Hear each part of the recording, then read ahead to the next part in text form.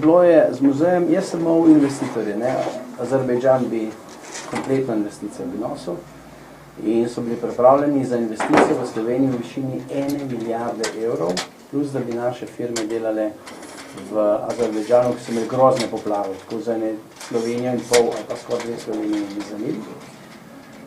Ampak je Pahor zajebal, ne? Ker če bi en neutralen bil na teh njihovih volitvah, zdaj, ko jaz zdaj jutri na volitve, preko Sveta Evrope, če bi bil en neutralen šef, ne? Kar so prosili, bi mi dobili te investicije. Pahor je klical unga našega na Ovse v Varšavo, ne, Lenarčiča, on je rekel, ne, mislim, so Amerikanci mu niso opustili, ne. No in zdaj je pa šefica te kontrolne komisije, je ženska, ki je bila zadnje 3 leta v Iraku v ameriški misiji. A veš? Ne, a veš, in butasti Pahor, ki brez denarja, država je v riti totalni, ne, on je zajebal. Sem bil pri njemu, takrat ga je klical tega Lenarčiča, mjav, ja se mi sva se poznava, a bi lahko, ali ne bi, kar tako, veš, za kozlet.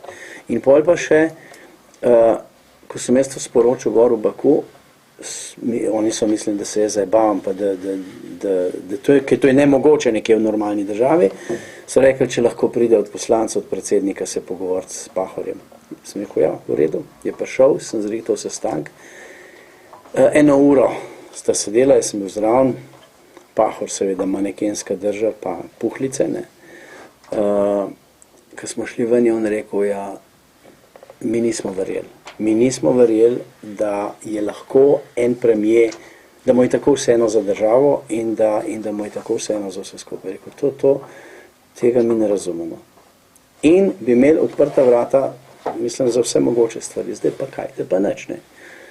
Američani bojo delali to zase, jasna stvar, ne. Kšeft je kšeft, ne. Kdor je pameten, kdor je debil, je pač debil.